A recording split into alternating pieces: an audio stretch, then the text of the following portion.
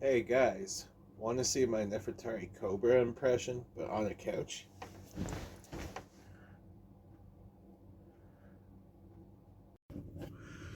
Well, so as you guys are probably here for, it's chapter 1058, and this isn't the only angle I'm going for. Told ya, definitely more than one angle. I'm trying a whole bunch of different things to try to keep you guys interested in watching my videos. You know what I mean? That's what life is. And what's even better than this cryptic metaphor about angles? Because there's so many angles to what I'm about to tell you. But one of the most important things about this chapter, and the most important thing that we all know about this going forward, is that much akin to the Iron Giant, Cobra will be forever be known as someone who held some giant metal balls between his legs. As you can tell by the title and why you're here we are with chapter 1058 advanced spoilers once again. I know I do these sporadically, and last time I did a One Piece chapter was, well, when the last big chapter like this blew up. Here I am right again when the world needs me most for an important One Piece spoiler. So, why I've been gone for a couple weeks is I've been doing stuff behind the scenes for some family members. Just going right into the spoilers now because no one gives a shit about that. Y'all are here for the gravy. Y'all are here for the sauce of which I hold in my hands, because everybody who is a One Piece spoiler slash tuber slash everybody who spoils stuff in general has got this already. So we start by the chapter. It's 1085. The death of Nefertari Cobra.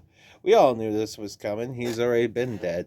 Last chapter, he just came out with his giant cojones of sea prism stone and just asked some questions that knew he was going to end up getting absolutely blasted for.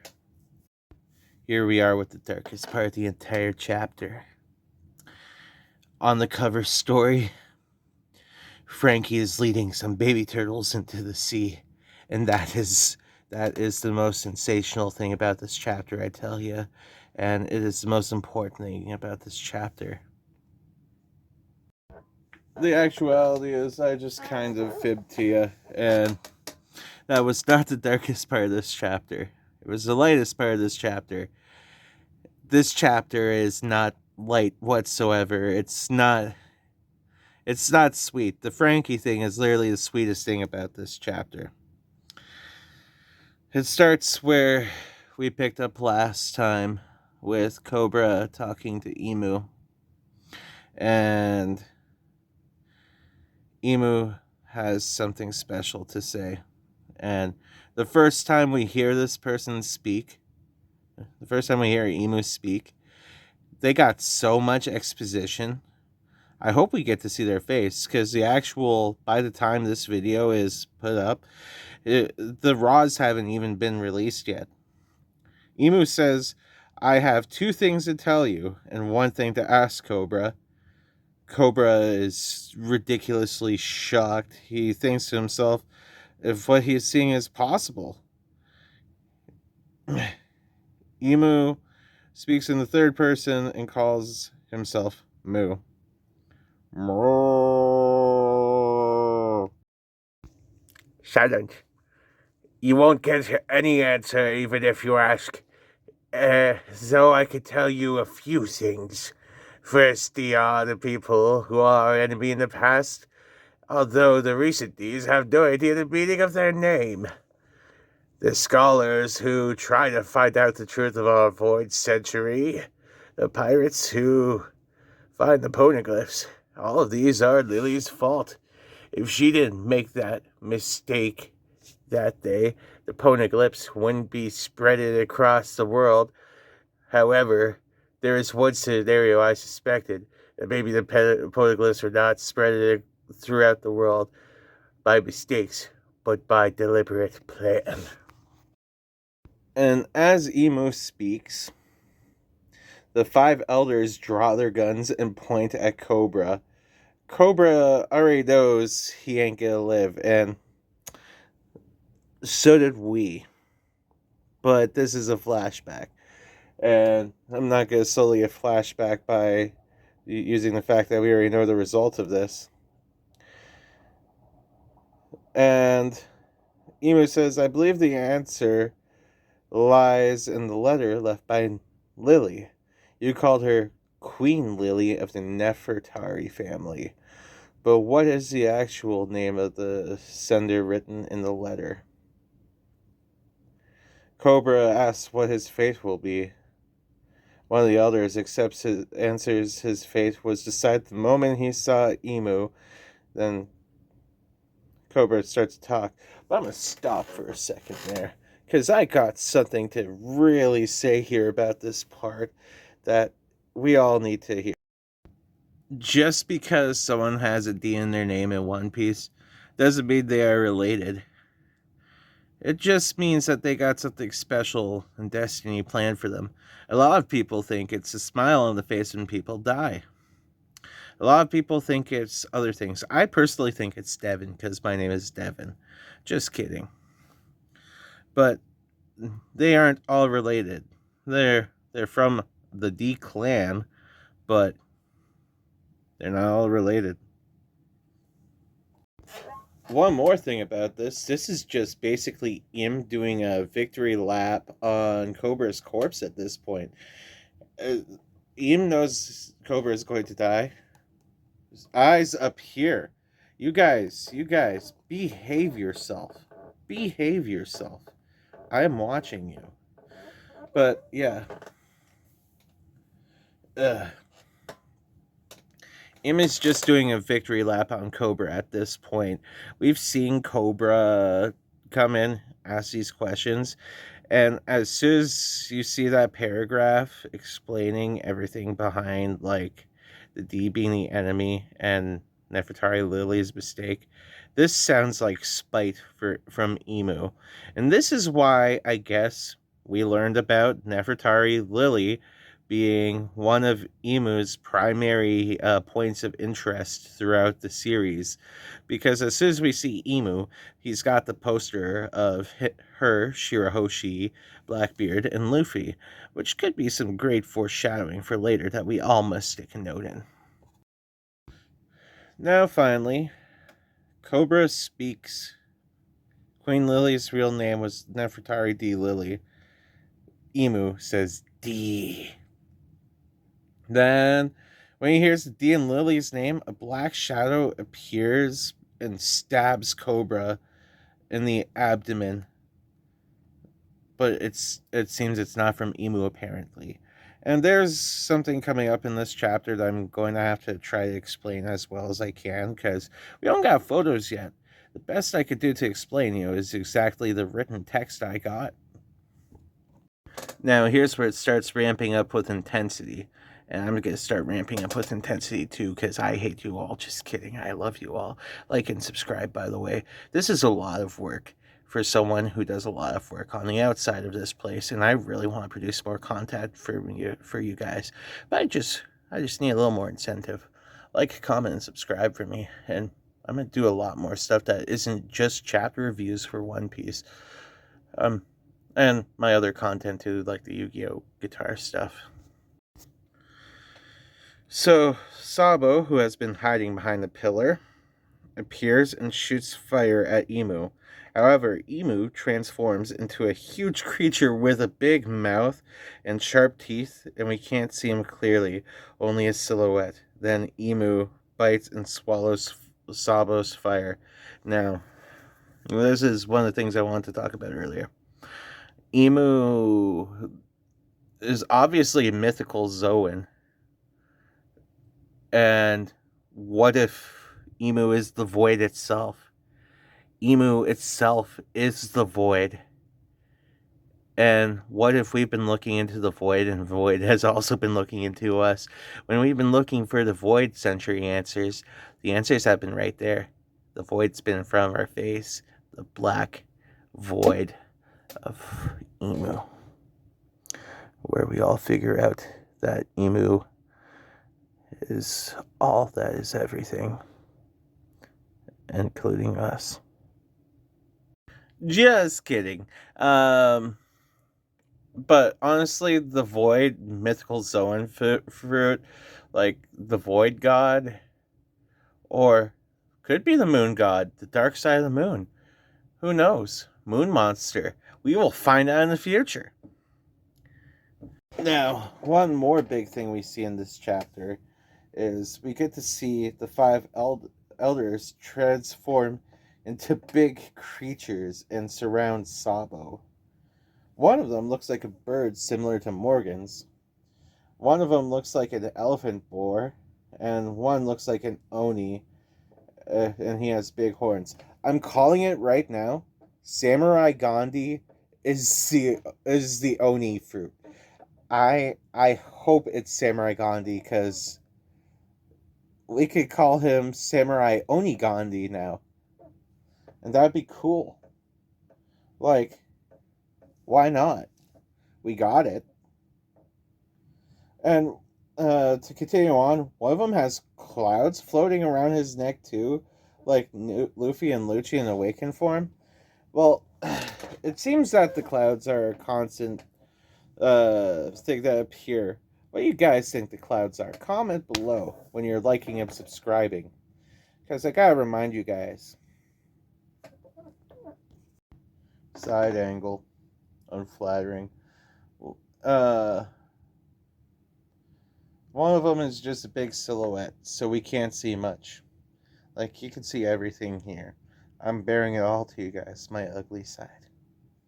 Just like the ugly side in this chapter. This chapter has so many ugly sides to it. Mostly because it's so scary. We are seeing so many things that we haven't seen for the first time. And, well, we're discovering the pain that's coming ahead. So Sabo grabs Cobra and tries to escape the throne room, and Emu tries to catch them. Meanwhile, Cobra is trying to talk with Sabo. Please tell Vivi and Luffy this. We are all D as well. Then Sabo has a flashback. A very specific flashback, which retcons that Sabo now has a D in his name. Sabo comments is strange at the beginning of this flashback. How he and Luffy, Ace and Luffy both have D in their name. Ace replied to him, I could give it to you too, Sabo. I will call you Sa-Debo. That almost went south for a second. Offering Sabo the D without context.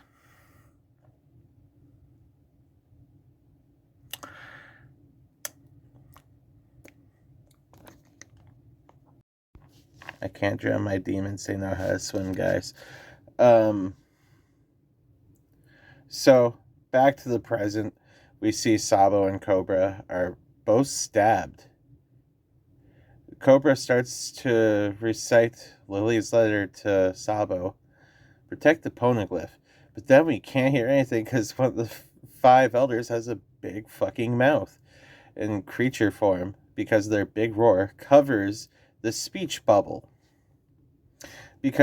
But we can hear the last part. That's one thing that Oda does to us a lot. He shows us the first bit, then he obscures the middle. And then he shows us the last part. Like, we heard the entire thing in the first place, and we're just like, give us that sweet, juicy info, man.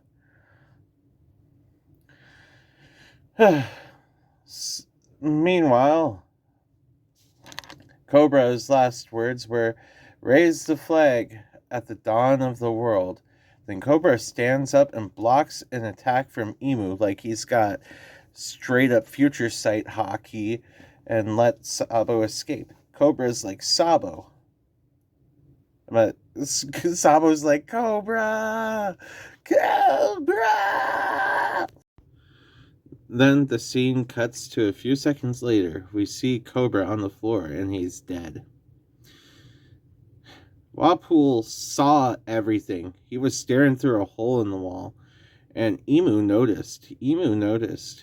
Wapol immediately just starts fucking using the Joestar secret technique and running his ass out of there. While he's running, he's admitting he shouldn't have seen this in the first place. After that, the lovely meeting room receives a message that Cobra and Wapol will no longer ever be joining the meeting. They've gone on a sort of vacation. And meanwhile, in another room, we see Vivi has been captured by CP0 with a whole bunch of the classic CP0 characters, including now Jabra and Khalifa, because they get their introductions again as Cellular agents.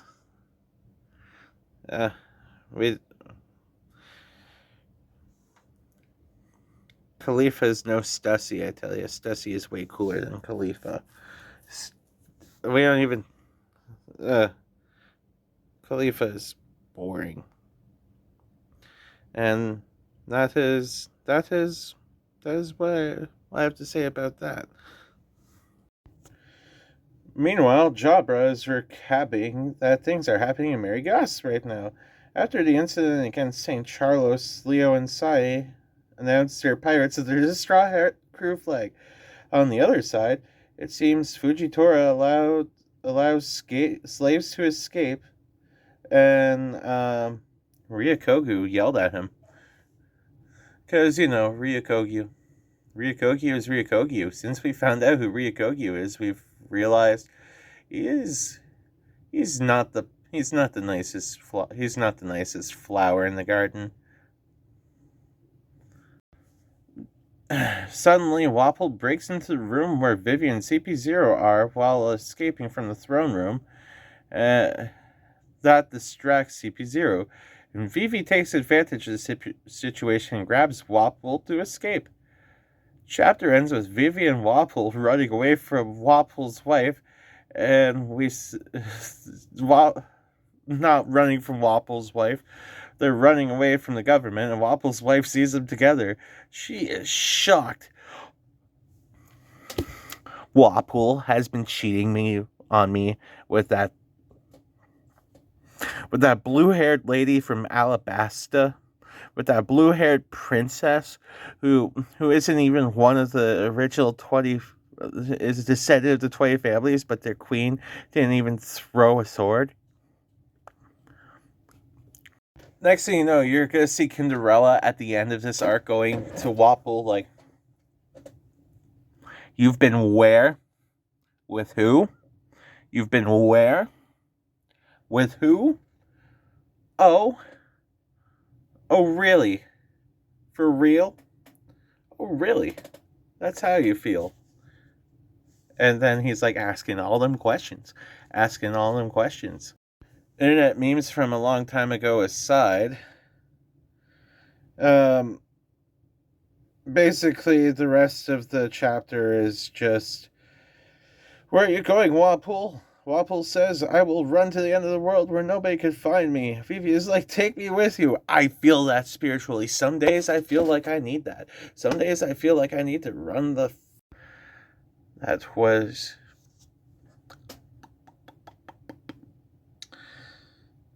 Then Cinderella's like they're running away together. Immediately probably assuming that Wapol is getting some of that Vivi alabaster, or making a Vivi alabastard. Either way, this chapter has been something that has been really freaking heavy. And I'm just trying to come up with jokes to it to try to come up with the cope of the trauma that is what we are probably about to experience within the next couple chapters of One Piece. And I'm just warning you guys for now. Like and subscribe so I could give these kinds of things more often, because I like doing them. And one more thing to all of you guys who are this far in. I am debating on getting into the One Piece card game. Is it worth it? Comment below. Bye.